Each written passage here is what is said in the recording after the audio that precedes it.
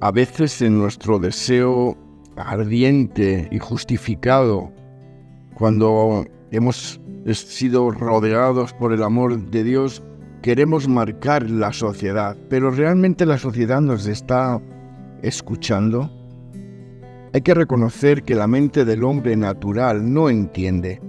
La vista del hombre natural no ve lo espiritual, por mucho que él pretenda verlo. El Evangelio no es una creencia, sino más bien es una evidencia, una realidad.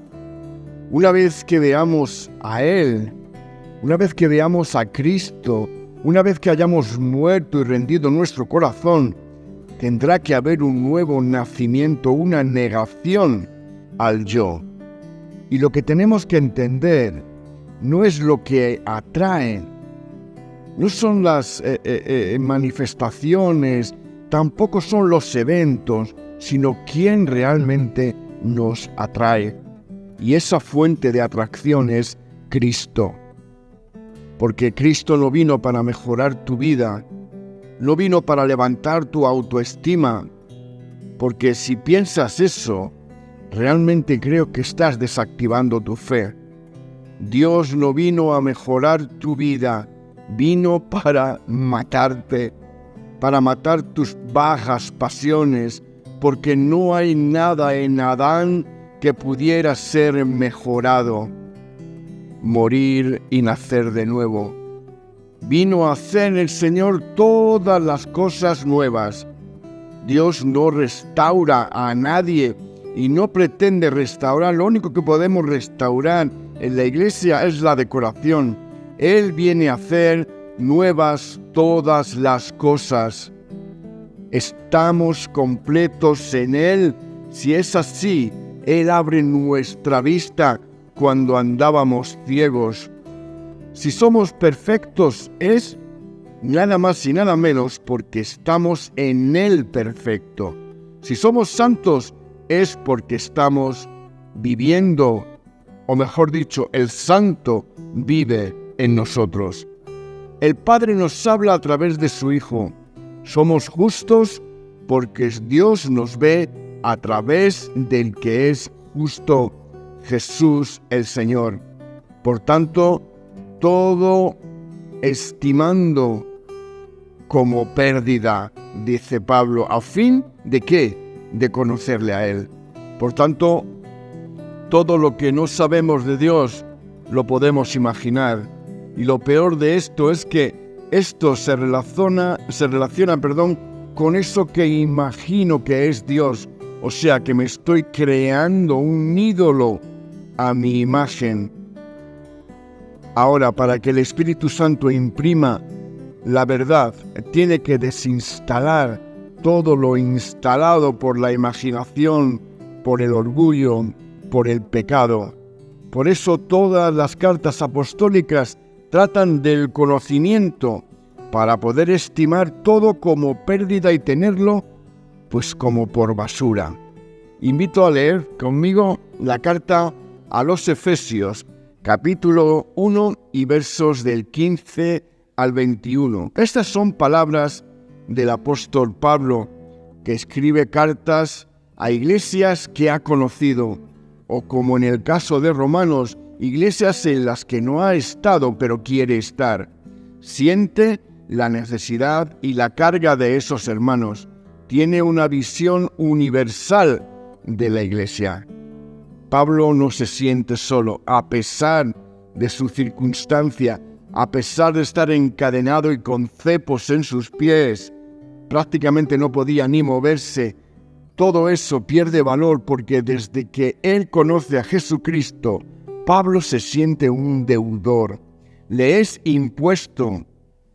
Y ahora, estando en esas circunstancias, escribe esto, versículo 15.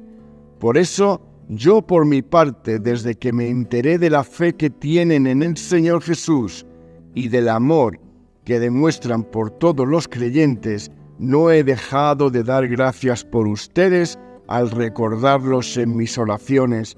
Pido que el Dios de nuestro Señor Jesucristo, el Padre glorioso, les dé el espíritu de sabiduría y de revelación para que lo conozcan mejor. Pido también que les sean iluminados los ojos del corazón, para que sepan a qué esperanza Él los ha llamado, cuál es la riqueza de su gloriosa herencia entre pueblos santos, y cuán incomparable es la grandeza de su poder a favor de los que creemos.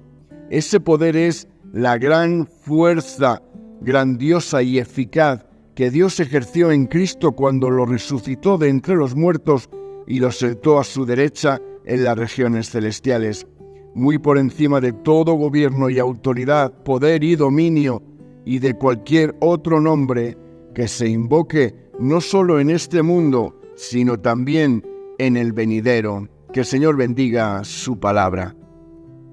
Ahora, fijémonos en el verso 18, donde Pablo habla de la vista. Y todos sabemos que el ser humano, el ser natural, se rige o se guía por 5 sentidos: la vista, el oído, el olfato, el gusto y el tacto. Y de estos 5 sentidos, el principal, el primario, es la vista. Dicen los estudiosos que está comprobado que de lo que vemos retenemos el 90%.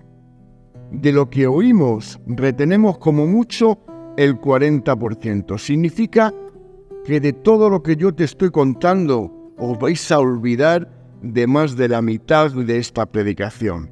Pero tú imagínate por un momento que yo ahora resbalo en el púlpito, caigo y me parto un tobillo. Dios no lo quiera. Eso no se os va a olvidar a ninguno. Y eso no se olvidará. Pasarán años y diréis: sí, ¿te acuerdas de aquel día donde el pastor resbaló y se partió el pie? No sé de qué habló, no recuerdo mucho, pero seguro que se partió el pie. ¿Sabes por qué? Porque una imagen vale más que 1000 palabras. Lo que vemos nos condiciona mucho. Lo que vemos nos habla y nos da una versión que nosotros luego tenemos que entender dependiendo de cómo esté nuestra posición, si en lo espiritual o en lo carnal. ¿De qué está hablando aquí Pablo? Dice que está orando por ellos. Está con un cepo en sus pies. Y mi pregunta hoy, querido amigo, es: ¿de qué estarías orando tú en unas circunstancias como las de Pablo? Posiblemente pues como yo.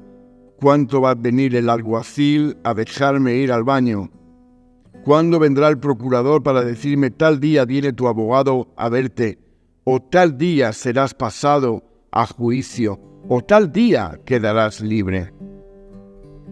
Está orando por los efesios para que Dios les abra la vista, porque de la misma forma que hay sentidos físicos, también los hay espirituales, no tengas duda de ello. Ahora Pablo pide al Señor que los ojos de sus hermanos efesios sean abiertos, los ojos de su espíritu, para que vean más allá de sus circunstancias. Porque, amigo, hay armas diseñadas especialmente por el enemigo, cuyo empeño es cegarte espiritualmente. Y cuando tu vista espiritual está cerrada, adivina quién domina tu vida. Pues tus ojos naturales, lo que veo, lo que percibo. Llegas a casa, discutes con alguien, sales del culto y antes de llegar a la esquina has dicho a tu hijo que vaya por el pan y te ha traído el pan que no es de tu gusto. Así utiliza el enemigo sus artimañas. Pasa cualquier cosa durante la semana, pero como solo percibes por tus sentidos naturales, te pones a reprender y reprendes incluso a tu esposa. E igual es el Señor quien te está hablando. O al revés. Pablo sabe que hay armas forjadas para cegarnos. Y vamos a ver algunos pasajes bíblicos para verlo con mayor claridad. Y el primer ejemplo que se me ocurre es Agar, en el libro de Génesis. La culpa no fue de Agar, de ese incidente, Dios había dado una promesa a Abraham y a Sara de que su descendencia no podría ser contada. Pero pasa el tiempo y el Señor parece que no cumple su promesa. Y ahora podemos decir, bueno, ¿de quién fue la culpa? Porque parece que Agar siempre está en el lado negativo de las personas malas de la Biblia. Pues realmente la culpa fue de Sara. Imagínate esta situación. Llega el abuelo y dice, Sara, hoy me apetece estar contigo. Y llega Sara y dice, oh cariño, me duele la cabeza, ¿por qué no vas a la tienda de Agar y estás con ella? No conozco a nadie seguramente que hiciera lo que hizo Sara. Y como somos tan espirituales y queremos colaborar con el Señor, entendemos que atajando el camino, las promesas se cumplirán porque el Señor lo ha dicho. Por tanto, en vez de esperar el tiempo del Señor, que a veces es largo, acortamos los tiempos. Y llega un momento en que Agar concibe a Ismael y también Sara a Isaac. Y los niños empiezan a crecer e Ismael empieza a meterse con Isaac. Y aquí empieza realmente el problema. Vayamos a la lectura en Génesis capítulo 21 y versos del 13 al 16. Dice la Escritura que Abraham se levantó muy de mañana, tomó pan y un odre de agua, y se lo dio a Agar, poniéndolo sobre el hombro de ella. Luego le entregó el muchacho y la despidió. Ella partió y caminó errante por el desierto de Beerseba, y cuando se acabó el agua del odre hizo recostar al muchacho debajo de un arbusto. Luego fue y se sentó enfrente, alejándose cierta distancia, como a tiro de arco, dice alguna versión, porque pensó, no quiero ver morir al muchacho. ¡Qué tremendo espectáculo!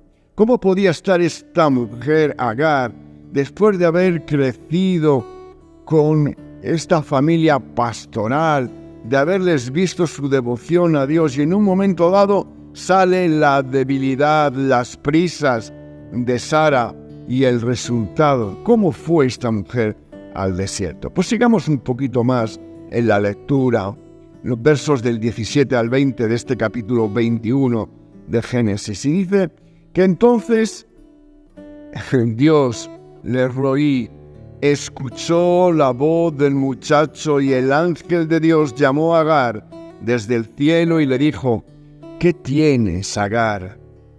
Como si el Señor no supiera lo que tenemos. No temas, porque Dios ha oído la voz del muchacho allí donde está. Levántate, alza al muchacho y tómalo de la mano, porque de él haré una gran nación. Dice el verso 19 que entonces Dios abrió los ojos de ella y vio un pozo de agua. Ella fue, llenó el odre de agua y dio de beber al muchacho. Dios estaba con el muchacho, el cual creció y habitó en el desierto y llegó a ser un tirador de arco. Tal era su certeza que hasta día de hoy Israel puede testificar de su certeza. Me quedo sin palabras, de verdad, al leer esto. ¿Por qué la madre se echó debajo de un arbusto al ver morir a su hijo?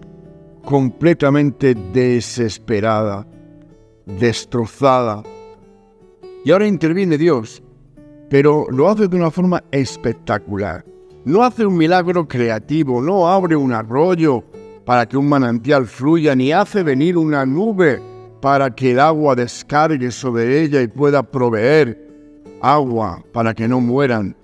Él abre los ojos de ella.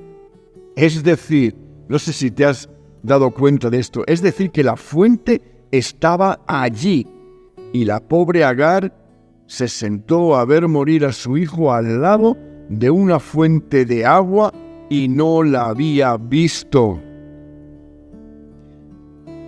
Qué tremendo, ¿verdad? Cuando estamos centrados en nuestras nuestras flaquezas, en nuestros problemas, en nuestros dolores, en nuestras humillaciones, en nuestras heridas, y no vemos lo que Dios tiene para nosotros. Ahora Dios salva la vida de los dos al abrir sus ojos, porque cuando Dios abre tus ojos, te puede salvar la vida. Te estás preguntando lo mismo que yo, ¿por qué Agar no vio esa fuente, verdad? Pensemos un momento en ella. ¿Qué pasaba por su cabeza? ¿Qué había en su corazón? Una mujer que se había sentido utilizada. Habían abusado de ella, le habían faltado el respeto. Había tenido una relación con un hombre mayor que ella, quizás sin amarle. Pues yo recuerdo a muchos inmigrantes de los que abusan por no tener esos derechos, por no cobrar lo mismo que cobra alguien que tiene papeles. Luego los echan fuera cuando no los necesitan al desierto de la sociedad para que mueran.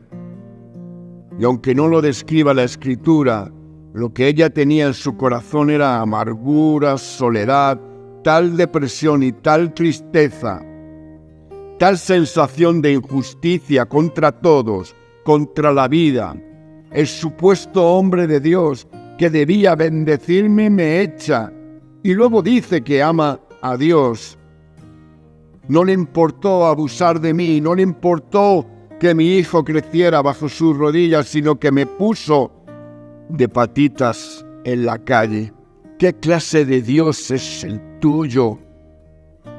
Que tolera esta injusticia, que me rompe, y encima con todos los argumentos a mi favor.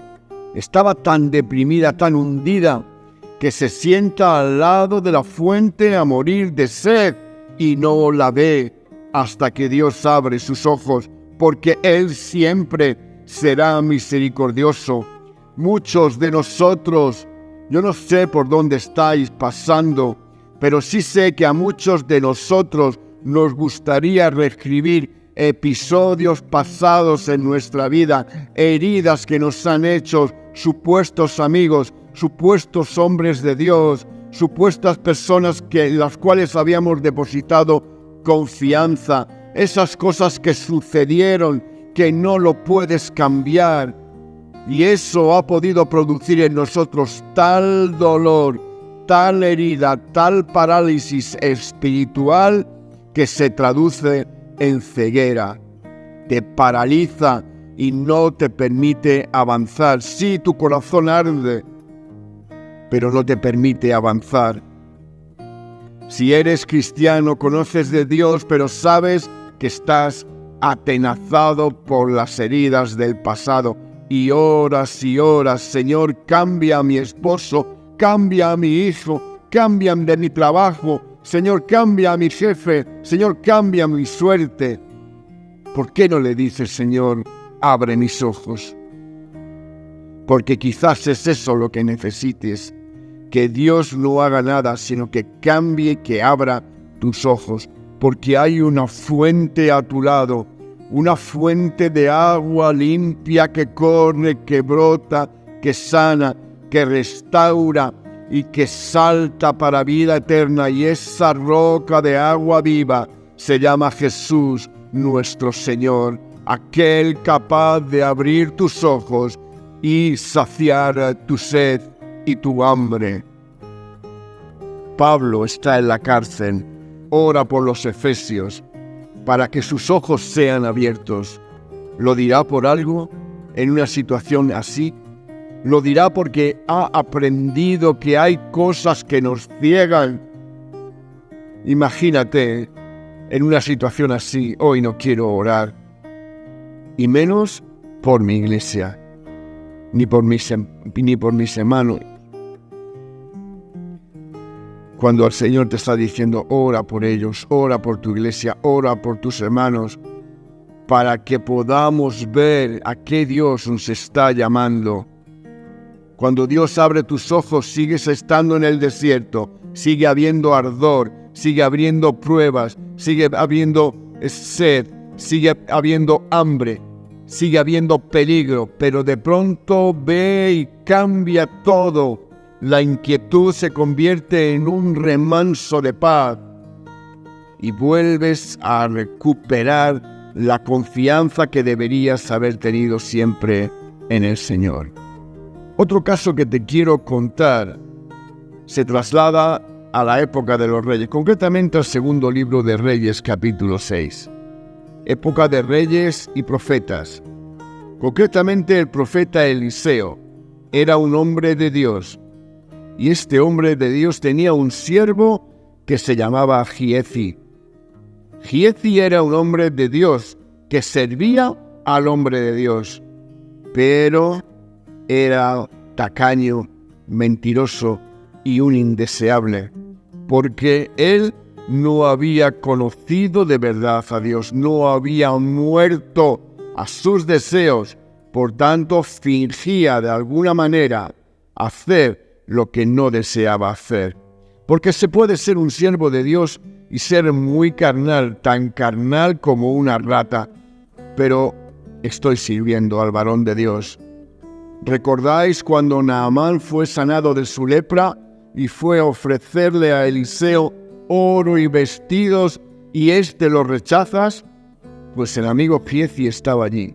Estaba mirando así de soslayo y sonriendo y quizás argumentando ya en su mente algo. Y cuando salen, él vuelve a entrar a la tienda mintiendo y le dice a Naamán: hombre, todo no lo vamos a rechazar. Algún vestido de lino fino, sí, mi señor, porque no vivimos del aire. Ahora quiero invitarte a leer esta misma historia en el segundo libro de Reyes, capítulo 6, verso 14 al 17, donde dice: y el rey envió allá gente de a caballo, carros y un gran ejército, los asirios, los cuales llegaron de noche y rodearon la ciudad. Cuando el que servía al hombre de Dios madrugó para partir y salió, he aquí que un ejército tenía cercada la ciudad con gente de a caballo y carros. Entonces su criado Giezi le dijo: ay, señor mío, ¿qué haremos? Él le respondió: no tengas miedo, porque más son los que están con nosotros que los que están con ellos. Entonces Eliseo oró diciendo: te ruego, oh Señor, que abra sus ojos para que vea. El Señor abrió los ojos del criado y éste miró, y he aquí que el monte estaba lleno de gente de a caballo y carros de fuego alrededor de Eliseo. Aleluya. A Giezi los 5 sentidos le funcionaban muy bien. Era avispado, era rápido, tenía capacidades, podía ser utilizado en la iglesia, estaba dispuesto a servir y lo hacía bien. No se le escapaba una. Dice que él recogía las setas, se levantaba temprano en terreno árido y él encontraba setas donde otros quizás estas pasarían desapercibidas. Eliseo a lo suyo, en lo espiritual, adorando a Dios en espíritu y en verdad. Y este Giezi, viendo la realidad, se puso a gritar, porque Giezi estaba viendo como Agar, estaba viendo otra cosa. En el caso de Agar eran frustraciones y heridas. En el caso de Giezi era que no había entregado su corazón al Señor. Cuando tú entras por la puerta de la iglesia y lo último que tienes en la cabeza es la deuda que te acaban de cargar y que no la esperabas, y ahora ves al grupo de alabanza que está diciendo: aleluya, vamos a darle la gloria a aquel que solo la merece, y tú piensas en tu corazón: baja a la tierra un poco, hombre, que mañana mi realidad es otra y tengo que hacerle frente a ella. Y te digo una cosa, te preocupes o no te preocupes, tu realidad será la que deba ser. Pero ahora lo que Dios quiere es que tú la enfrentes como un hijo de Dios. Y Eliseo me dice: no te preocupes, que somos más que ellos. Y Giezi dice ahora: sí, que a este abuelo hay que llevarle al hospital ya, pero si solo somos 2, Eliseo de mi alma. ¿Sabes qué le pasaba a Giezi? Que estaba tan atento a lo físico, a lo palpable, a lo calculado, que esto dominaba todo lo que hacía, y el miedo y su mente humana lo dominaban. Pablo ora con sus cepos en sus tobillos, que sus ojos sean abiertos, porque somos muy tercos y a veces no vemos lo que Dios ve.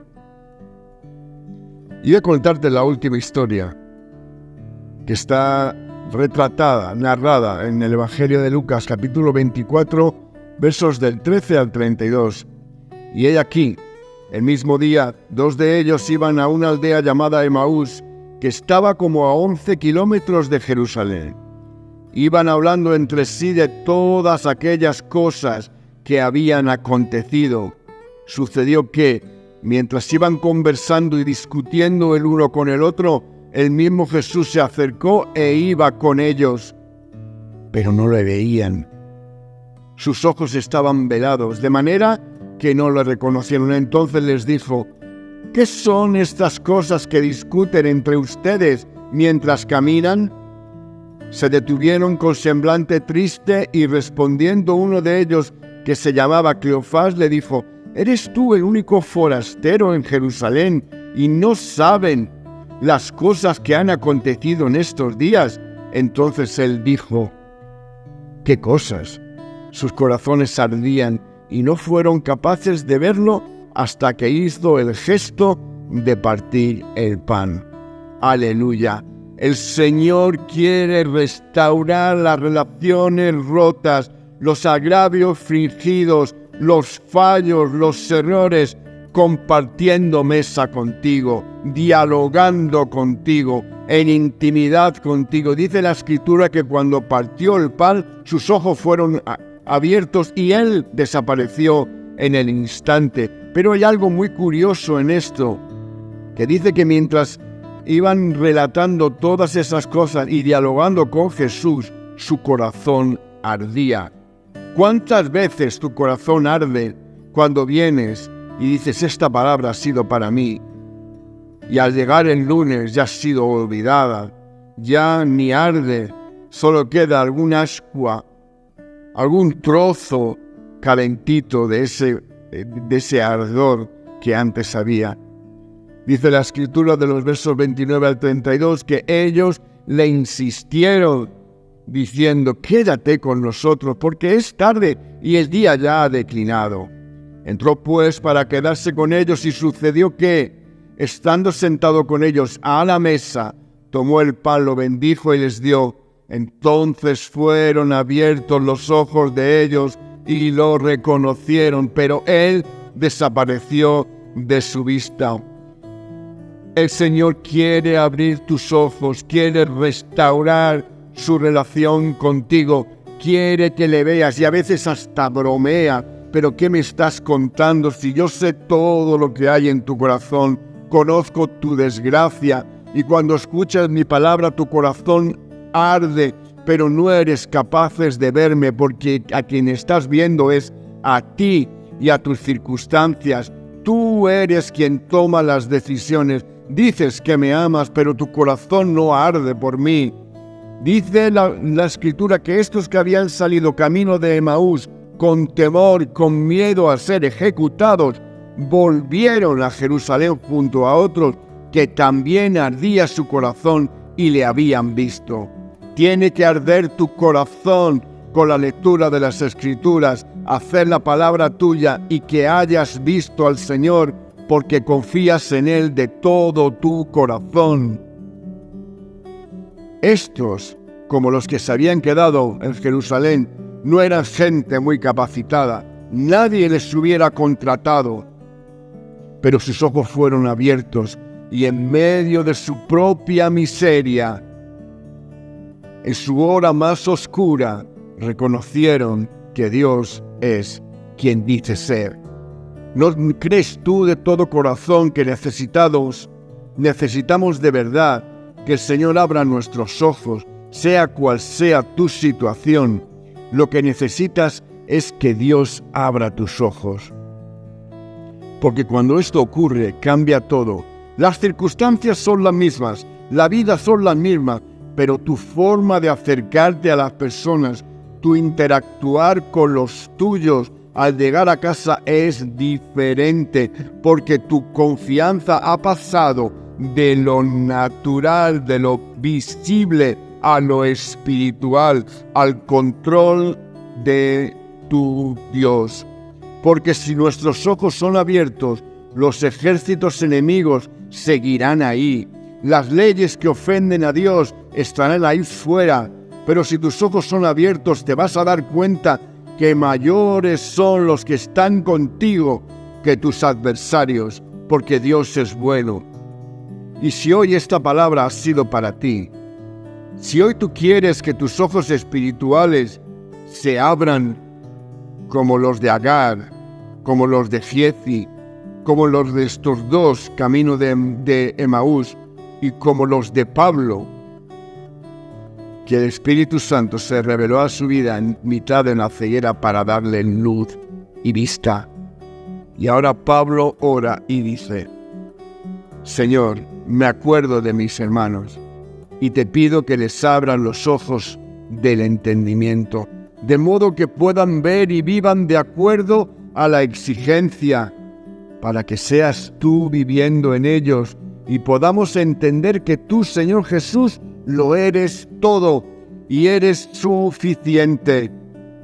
Señor, tú no eres una creencia, sino que eres una evidencia. Y que esa evidencia sea vista en nosotros, que cuando salgamos a la calle la gente diga: quiero tener lo que ellos tienen, porque el mundo no para de golpearse contra lo que ellos pretenden llamar progreso. No es más que muerte. Que nuestros ojos se abran para que seamos uno, porque tú eres la verdad. Nosotros no somos ni intérpretes de la verdad, somos esclavos de ella. Abre nuestros ojos para que podamos ver la verdad, para que te podamos ver a ti y ver tu voluntad. Que Dios te guarde y te bendiga en Cristo Jesús. Amén y amén.